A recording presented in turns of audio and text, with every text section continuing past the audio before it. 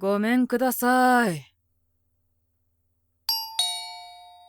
ごめんください。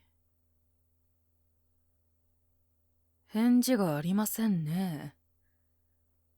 つい先ほど、部屋に入る様子は確認したのですが。仕方ありません。ふっ！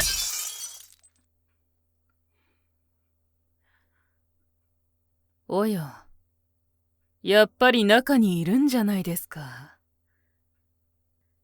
どうしてイルスなんて使ったんです？ドアを開けてくれたら、こうして窓を破壊することもなかったというのに。窓から入るのも忍びないので、ドアを開けてもらえますか？さて、少しお邪魔しますよ。ああ、失敬。あまり人の部屋を見渡すのは良くないですね。ただ、気になるところがあって。少しばかり散らかっているなと。それと、そのスーツケース。やけに物が詰まっているように見えるんですが、どこかご旅行でも。言っておきますが、どこへ旅行へ行かれようとも、私から逃げられるとは思わないように。わかりましたか？さて、そろそろ本題に入りましょうか。ああ、お茶などはお構いなく。あなたの聞き分けが良ければすぐに済む話ですから。では、こちらをご覧ください。現在の利息、返済滞納による損害金、その他諸々を組み合わせた、現在のあなたの返済額です。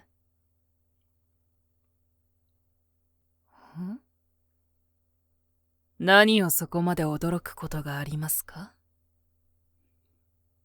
月々の返済もまともにできていないんです。こうなってしまっても仕方がないのでは？暴利？何を言い出すのかと思えば、今さら暴利だと。それも初めから分かっていたことではないですか。私がまともな金貸しではないこと、借金にかかる利息について、私は今節丁寧に説明して差し上げたはずですが、おつむの足りないあなたにもわかるように。ですがあなたはそれを聞いた上で、私からお金を借りた。あまりふざけたことを言わない方がいい。まだこの時期の海は冷たいですから。とはいえ、私にも落ち度はあります。あなたのような返済能力のない方にお金を貸してしまったという落ち度が。なので、今日のところはこうしましょう。返済が滞っている利息一月分。それを支払っていただければ今日は帰ります。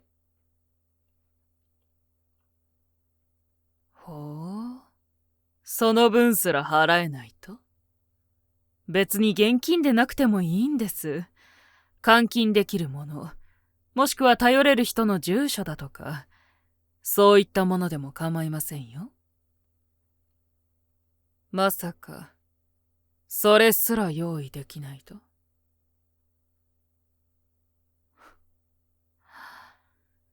そうですか。ああ、まったく。金貸しとしての自信が揺らいでしまいます。あなたはこれまで私が金を貸した人の中で、ダントツでクズですね。本当に救いようのない。まあ、こちらとしてもそういう人間を待っていたんですがね。どういうことか気になりますか？実は今日は、ある契約書を持ってきていましてね。こちらを。最近、少し悩みがありましてね。この頃自宅に帰ると、寂しさを感じるんです。部下も大勢、金も腐るほどあるというのに、どこか満たされない。なので、ペットでも飼ってみようかと思いまして。犬でも猫でも構わないんですが、人をペットとして飼えないかな、と。ペットが人なら、しつけも管理も簡単でしょ？だって意思疎通が可能なんですから。だからあなたのような、どうしようもなく落ちぶれて、いなくなったとしても誰も気に留めない。誰もがクズだと唾を吐くような人間を探していたんです。まあ、つまるところ、この紙は、私のペットになるという契約書です。これにサインをするというのであれば、借金はチャラにしてあげましょう。ダメです。今決めなさい。ここで時間を置いたとして、あなたに残されている選択肢はたった2つ。ペットになるか、沈められるか。宝くじが当たるだとか、誰かが助けてくれるだとか、そんな甘い選択肢が出てくることは絶対にない。だから、今、この場で、どうするかを選びなさい。さあ、さあ。こちらを選びますか。まあ、あなたならそうすると思いましたよ。だって、ペットになる方が楽そうですもんね。本当に、心底クズで安心しました。あなたなら、どれだけ可愛がったとしても、心が痛まないで済む。と失礼、携帯が。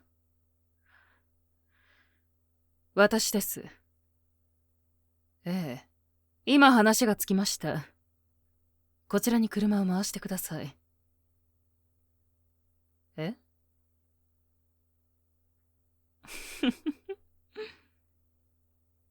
わかりました。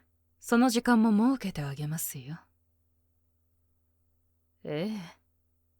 では、これから部下が車をこちらに回してくれるそうです。それと、わざわざ大きい車を用意したようで。あなたを味見できるように、ねえ。私がいる手前、メインディッシュは残しておくでしょうが、気絶くらいは覚悟しておいた方が良さそうですよ。こんなことがこれから5万とあるでしょう。だけどこれはすべて、あなたの選択が招いたこと。せいぜい噛み締めることですね。苦悶と快楽の中で。